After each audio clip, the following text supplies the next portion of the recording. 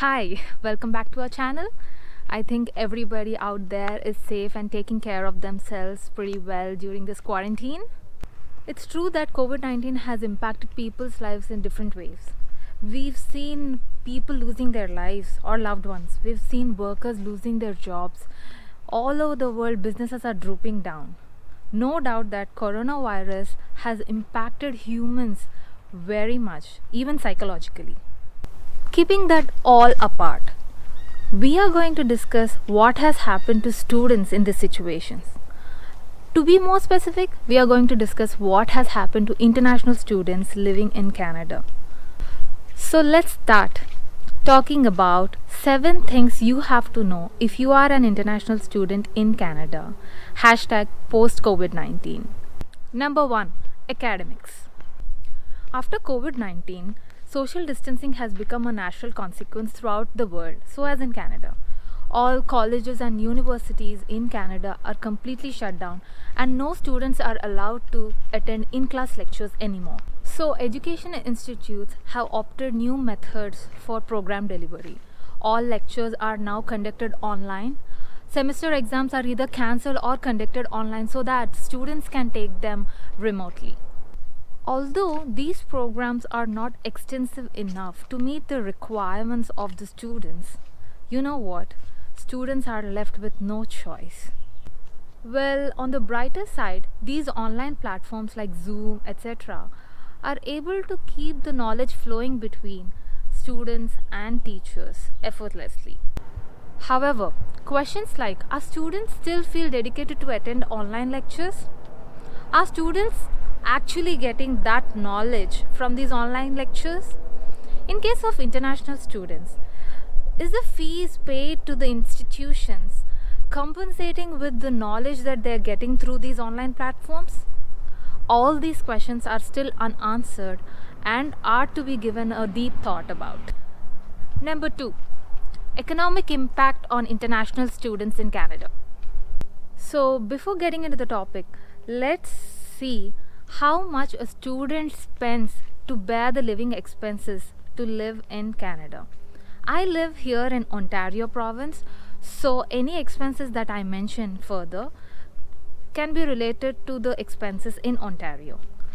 So on an average, a student can spend 795 CAD to 1080 CAD per month. So let's see how. Generally, students rely upon public transportation. So public transportation costs you around 75 to 100 CAD per month. Student housing can range between 350 to 450 CAD per month. And spendings on groceries. Of course, this can vary according to the purchasing behaviors of students or food habits of students. But in general, it could vary between 170 to 330 CAD per month. And other expenses like phone bills, shopping bills can be up to $200 per month. Now that we know how much a student spends on the living expenses to live in Canada, you must know how a student can bear these expenses. One way a student can bear these expenses is to rely upon GIC. I know most of you are really not aware of this term GIC. I would give a brief about this. So what is actually GIC? GIC refers to Guaranteed Investment Certificate. GIC is the Canadian government's way of ensuring that international students have sufficient funds to bear their expenses during the course of their education. In simple words, as an international student, before you enter Canada, you would be depositing certain amount of money in your account as a GIC, and that amount will be deposited in your bank accounts for your expenses. The other way to bear your expenses as an international student is to rely upon the earnings you get by doing part-time jobs. So all students who live in Canada mostly rely upon the earnings they earn from their part-time jobs. But now, due to COVID-19 situations, it is very hard for students to find any kind of part-time jobs. So, economic stability of international students has disrupted very badly because of COVID-19. Number 3, emergency funds for international students. No doubt that students are suffering due to coronavirus on financial terms. It is very difficult now for the students to find part-time jobs throughout the country. So, the Government of Canada has issued emergency funds to all such international students. There are many such emergency funds issued by the Government of Canada, out of which CERB is the one which is very popular here because it is a monetary fund. The term CERB stands for Canada Emergency Response Benefit Fund. And according to this fund, if you have lost a job because of COVID-19 situation, you would be given $500 per week for up to 16 weeks. Number 4. University applications and acceptance. Firstly, let's talk about students who are willing to start in May 2020. Most of the universities and colleges are accepting international students, but only for delivering online program. All the orientation programs, the on-campus tours, and sessions for prospective students are cancelled or mostly conducted online in a virtual manner. Well, if you would ask me what is my suggestion, I would suggest students to opt the same course in the upcoming intake, maybe September 2020 intake or 2021 Jan intake. In that way, you would have a chance to attend college. Secondly, let's talk about students who belong to September 2020 intake. If the COVID-19 situation is contained and all the international travels are authorized, then you may travel to Canada and get back to college. Otherwise, you will have to take online. However, there are few universities and educational institutes who are allowing international students on board, although they have to follow few self-quarantine guidelines that apply to all travelers who travel to Canada. Number 5. International student immigration. Although federal government of Canada has initially closed the borders for international students, post March 26, 2020, international students are now allowed to enter Canada. International students are now allowed to travel Canada by land or air if they have valid study permit or a permit letter from IRCC. However, there are certain international travel restrictions that foreign students must consider before traveling Canada. Students traveling by air are checked at the airports, and if they show any symptoms of COVID-19, they are not allowed to board the flight. Students are supposed to self-isolate themselves at least for 2 weeks, that's 14 days after they enter the country.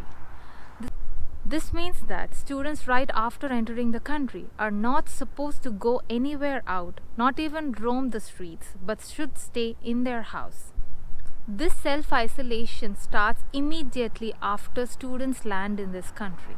The penalty of not following this rule is a fine up to $75,000 and 6 months of jail. Number 6. Housing for foreign students. Currently, most university residences are closed for new students. Although there are very few university residences operating, they allow students to stay there only for few days, mostly during the self-quarantine period, that is just 14 days. Post which, students are supposed to find off-campus accommodations or hotels and move there. It's true that international students are facing trouble finding off-campus accommodations at this point of time.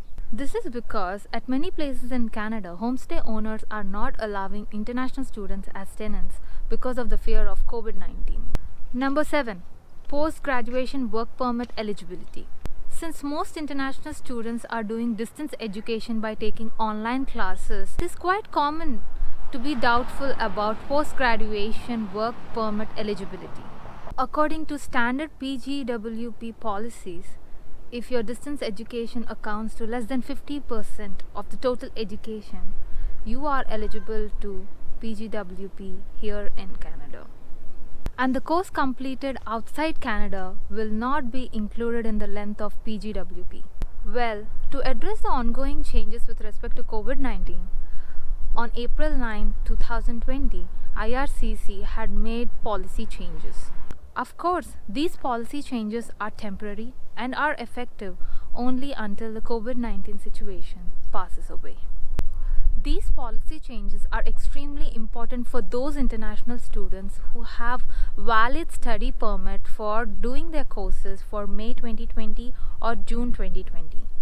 These international students who are unable to travel due to the travel restrictions and are taking online courses are still eligible to PGWP, and the length of the PGWP will not be affected because of this situation. For these students, if their in-class courses have been moved to completely online classes due to COVID-19 situation, their PGWP eligibility will not be affected. These students can still complete their courses at their hometown away from Canada and still be eligible for PGWP. So that's all for today. Hope you liked the video. I think there is a lot of information that you have to think about. Also have to do your own research about every topic I've discussed here in this vlog.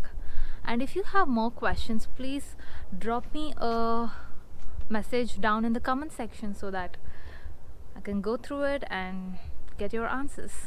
So if you like the video, please make sure you like and share to your friends who are facing trouble to find some information regarding international students in Canada. And that's it. See you in the next video. Bye.